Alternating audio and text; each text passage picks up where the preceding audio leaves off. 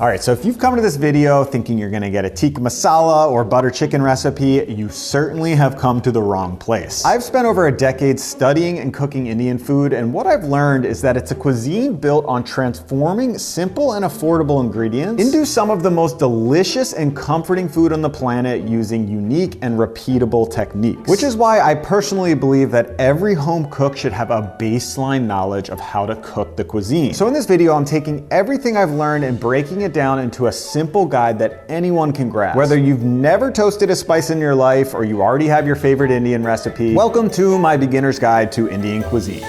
Now you might be asking yourself, what's a white dude doing teaching me Indian food? Which is a totally valid question, and my main answer to that is that I've put out dozens of videos on Indian cuisine over the years, which have gained over 20 million views, and the reviews are in. But like everything on this channel, I'm not chasing strict textbook authenticity. I'm focused on making Indian food as accessible as possible to home cooks. So of course, everything you see today is inspired by classic techniques and ingredients, but applied to things that can easily be found in a Western market. And don't get me wrong, one of my favorite things to do is to shop at a specialty Indian grocery store. I'm like a kid in a candy shop. But things like fresh curry leaves and pickled mango are ingredients that are not going to be accessible to most people watching this video. And I've made sure to build this guide so that the effort you put in pays off across a wide range of dishes. So a lot of the prep overlaps, the ingredients cross over, and once you learn the basic techniques, you'll not only be able to cook one dish, you'll be able to build an entire Indian feast. And the first thing I have to do is a little bit of shopping, and by shopping I mean a quick trip around the studio. And what's very exciting is we grew ginger successfully for the first time. Now this is fresh ginger, which of course is going to have more moisture than the classic ginger you get from the supermarket, which is cured and slightly more dried out, but either one will totally work. And I also grew some turmeric, which is a staple ingredient in a ton of Indian dishes, which will make it into a few dishes today, but you can totally swap this out for the dried powder stuff. And I'll also grab some aromatics from the basement. I'll definitely need a bunch of garlic and onions, which shows up in almost every single dish. And one element I love about Indian food is the use of fresh tomatoes, which makes for great options when the tomatoes are flowing in the summer and fall. And I'm still getting fresh tomatoes from my greenhouse, which I'm gonna use, but I'll also grab some canned tomatoes as backup, which can easily replace the fresh stuff depending on if you can get fresh tomatoes at the time of year you're cooking. Now we first have to prep two items that make up the base of probably 90% of all Indian dishes. They're absolutely essential to authentic tasting Indian food. And the first one is a ginger garlic paste. Now in India, they make these specialty high-powered food processors that are amazing at grinding up a powder or making a small paste. And they're very difficult to find in the US, but I do have a really cheap and simple hack, which is this $20 spice grinder. It's not as powerful, but it gets the job done. And it comes with two different tops, one for grinding up dried spices and the other one for processing fresh ingredients, which I'll be using for this ginger garlic paste. And I cleaned up all of that ginger, and I'll just break it up into smaller pieces right into the container. And I'm peeling an equal amount of garlic, which I'll add on top of the ginger, and I'll start processing. And what this thing lacks in power, it sort of makes up with in shakeability, which really helps get everything nice and smooth. Not perfectly smooth, but this will definitely get the job done. And having this ginger garlic paste just makes adding your aromatic freshness extremely easy and very effective. Now there's no cuisine in the world that uses more dried spice than Indian food. And this comes from a location and a climate that has produced some of the highest quality spices in the world for thousands of years. So you have a culture that has relied on them to enhance the flavor of their food, but also they're used as medicine, they're used as food safety. So if there's one thing you take away from this video, it's how dried spices are used, because they are used in a lot of different forms. Sometimes they're whole, sometimes they're in powder form, and they're applied at different timings of the cooking process to really create a dynamic layer of flavor. And India, of course, is a very large country, so depending on the region you're in, you're gonna see different spices available and different spice blends. Today I'm making the most popular spice blend of all time, which is the Garam Masala, which translates to hot spice mix. And I'm gonna be using some of the most classic and popular spices available. And the key for a great spice mix is to first toast your spices to really wake them up and bring out those flavors. So I'll get a pan on a medium heat, and I'll first go in with a good bit of fennel, which will add a nice sweetness. I'll add a similar amount of coriander, which has a nice earthy floral flavor, and a similar amount of cumin, which has a really earthy and smoky flavor. Then I'll go in with just a few cloves, since they're super potent. Think like a really intense chai tea. Then some black peppercorns, which will add a nice bite and spiciness. I'll add a few full cardamom pods, which are also very potent, but they're extremely floral. And finally, I'll break up one whole cinnamon stick, which will add a really nice sweetness. Now, technically these spices toast at different timings because they're different sizes, but to make things easier, I find if you just get the heat low enough, toast them nice and low and slow,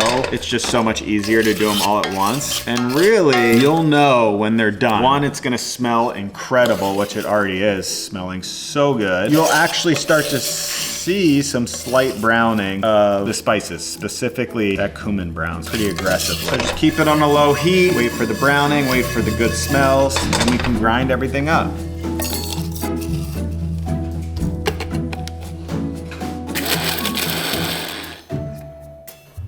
All right, so now that the prep is done, we're starting with our first dish, which is a dal, the most humble of all Indian dishes. Just a flavored lentil or legume. So first I'm gonna soak my legumes. In this case, I have mung dal, which is a split mung bean, which is fairly popular in many dal recipes, but this can definitely be trickier to find. What's much easier to find, of course, are any type of lentil. I have some red lentils here, so I'm gonna use a mix of both for this dal. And first we're gonna soak the legumes so they cook faster, and I've got a fun trick, which is actually to soak double the amount that you need. And you'll see why very shortly. Now I'm gonna prep my veggies, and all three dishes that I'm gonna make use the exact same base aromatics. So what's great is I can prep all of my veggies together and just use them as I need for each dish. First, I have some sweet onions that came from a massive onion harvest this season. I'll slice those in half, peel off the outer skin, and just cut them up to about a medium dice.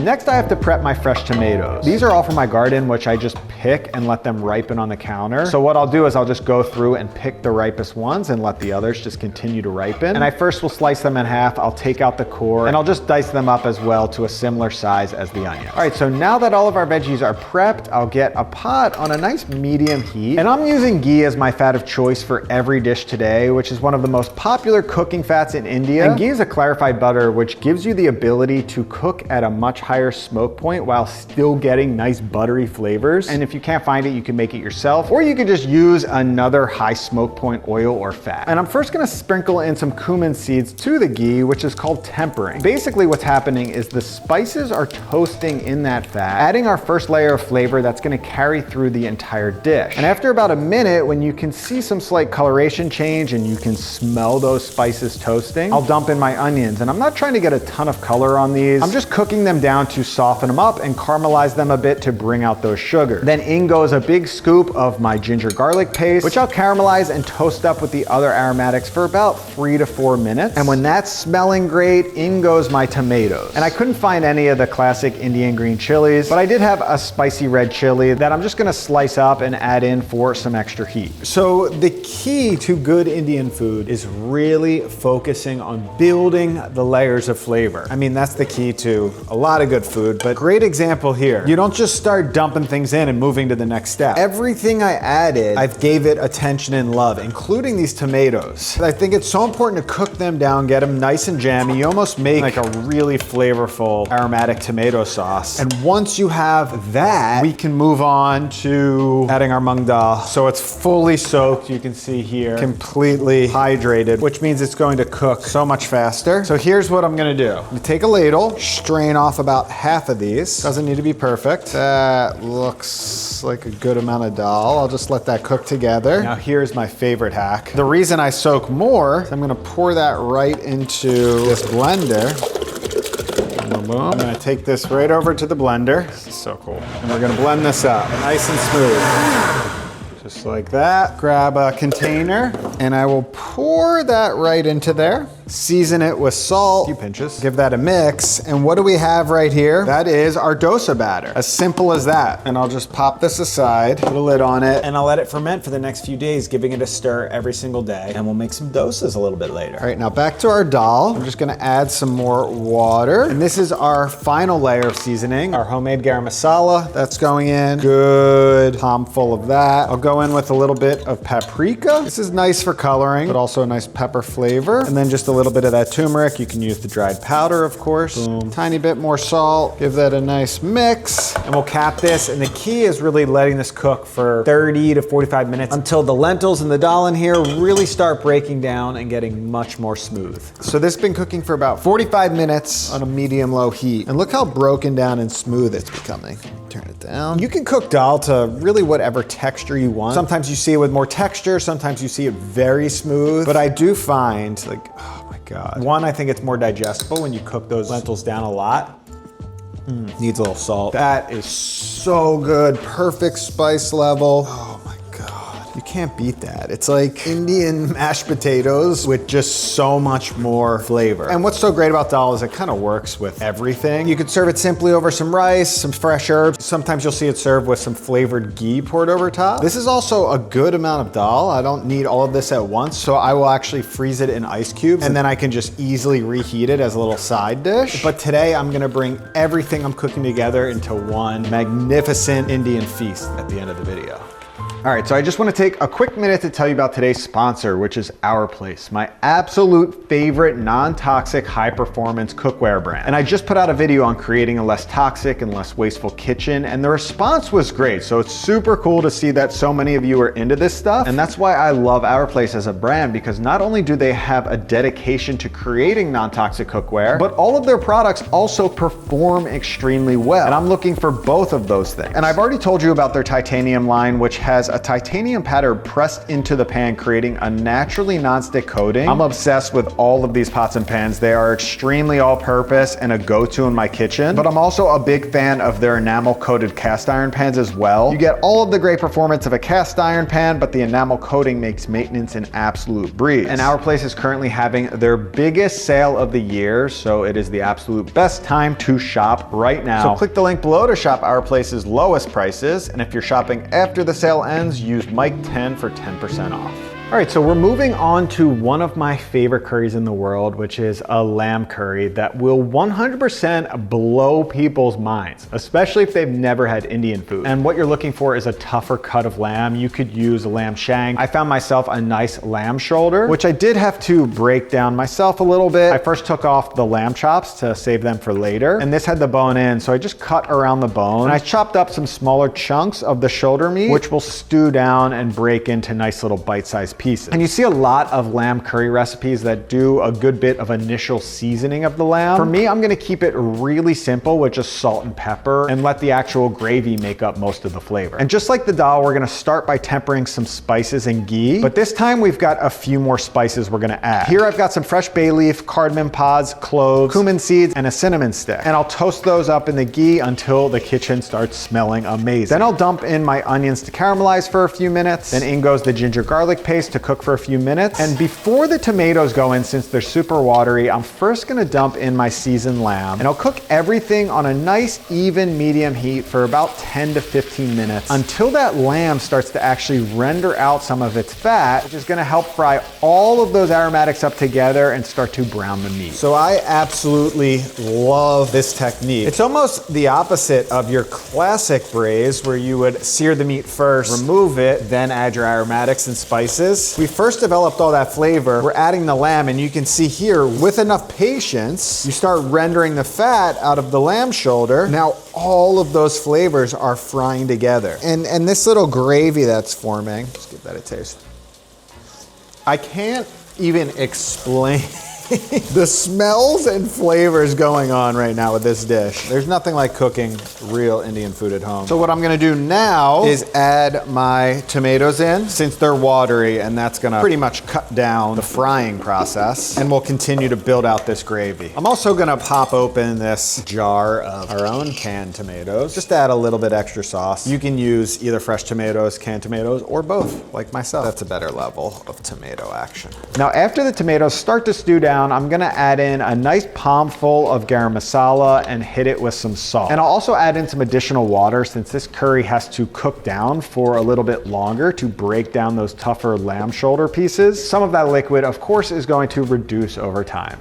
So this has been cooking for about an hour and a half. Every cut of meat is gonna cook slightly different, but just wait till you see the heavenly goodness inside of this crock. Look at that. Oh my God. You can see the ghee and the fat from the lamb has separated a little bit, but everything really melts together and creates this beautiful gravy. But what we're really after is if you find a chunk of meat, it's just falling apart. That's crazy. Complete disintegration. So buttery, so tender, no resistance. You can see there's a whole cinnamon stick in there. You can remove that if you want. I like just keeping it in there. And you can serve this simply over rice with some fresh herbs. Keep it simple as the star of the show. Or we're gonna bring it together, of course, with everything I'm cooking in this video. All right, now the final dish we're making today is saag, which I think everyone should understand how to make because it is the most creative and best tasting way to eat a ton of greens. Now, a lot of recipes use spinach for this dish, which is nice and neutral. It's a good American palate pleaser, but I've used this same saag base to cook every type of green. Really whatever's growing in my garden at the time. It could be kale, Swiss chard, mustard greens are a great option and fairly traditional in India. And if you're buying the greens, I would recommend using frozen greens because it's just a much better value than cooking down fresh greens. But it just so happened that I did have a bunch of fresh spinach. So I'm first gonna blanch all of the spinach for just about a minute,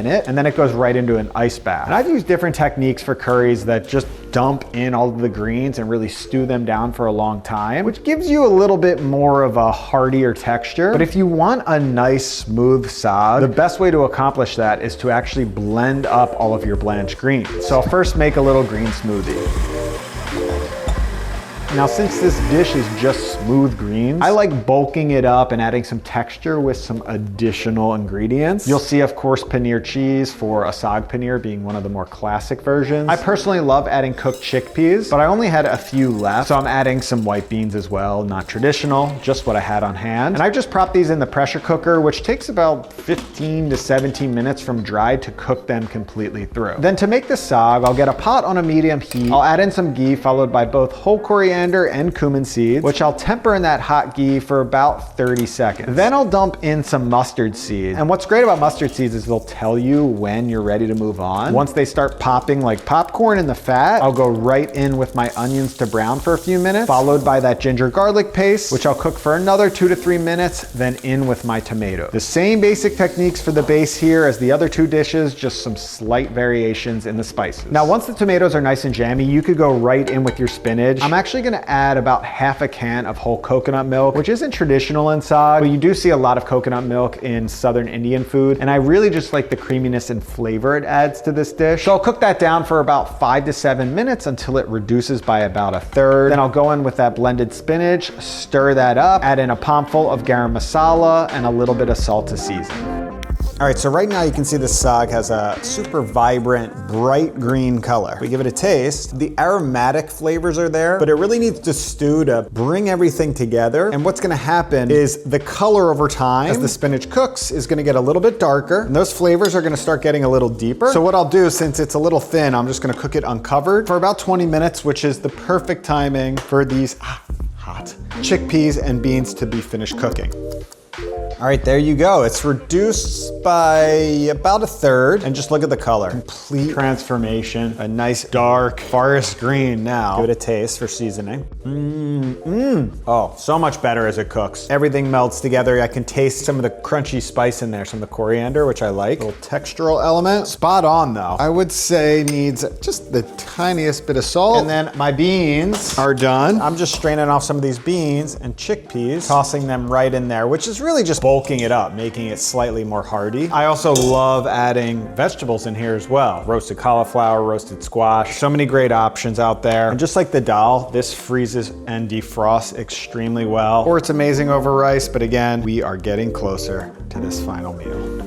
So I actually forgot to add some chili to that Saag recipe, which is a perfect transition into an essential part of Indian food, which are chutneys. Basically side condiments, flavor enhancers to your final dish. And there are thousands of different chutney recipes, any flavor you can imagine. I'm just gonna be covering one in this video, which is one of the most popular ones, a cilantro mint chutney. So to a blender, I'm gonna add fresh cilantro, fresh mint, a piece of ginger. I'll add some chili, and of course you can control the spice level. I didn't have any peanuts on hand, so I'm just using some cashews, some cumin seeds, some fresh squeezed lime, salt to season, and then I'll add some ice cubes in to keep the color of the herbs nice and bright. I'll give it a blend, and then I'll taste for seasoning. This needed a little bit more salt, and I did add some sugar to balance out the flavors. And now I have an additional condiment that can add some spiciness, a nice acidic punch, and most importantly, just some nice freshness that can go along with a bunch of cooked dishes. And finally, before everything comes together, let's revisit those soaked legumes. We're gonna be making a form of a dosa, and traditional dosa is made with soaked rice and lentils. And the popular variety is cooked super thin, but to really nail it down, you need a big flat top. They're very difficult to make at home, but this non-traditional version I like to make gives you similar flavors. It's just so much easier to make. So what I do is crack in 2 eggs to the blended mixture. I'll add a little bit of flour to help bind everything up. Then I'll add some ghee to a nonstick pan. I'll dump in the batter, swirl it around a little bit to coat the entire bottom of the pan. Then when it's nice and crispy on the bottom, I'll give it a flip over, and then I have a pancake that has the same incredible flavor as a dosa. It can still soak up all of that goodness. It's just much easier to make. Now the way I would finish this, personally, I always like some pickled item when I'm eating Indian food like this. So a nice just lump of sauerkraut is what I have. And then I've got this chutney, spice it up. I can just use that as needed. And we've got a feast. Oh, that chutney's good. And every single one of these curries, of course, is good on its own, but there's nothing like getting Indian food in a deluxe experience like this. Wow, these pancakes are amazing, but this freaking lamb curry hits on another level. I'm a bit speechless. It just all works so well together. And the chutney adds such a nice brightness and spice. Now, what's been the most helpful for me with Indian food is understanding the techniques, understanding the flavors, so I have the ability to take the essence of this cuisine and incorporate it into my daily meal prep with the ingredients that I have growing, the ingredients I have available. And to me, Indian food has been an absolute joy to cook over the years.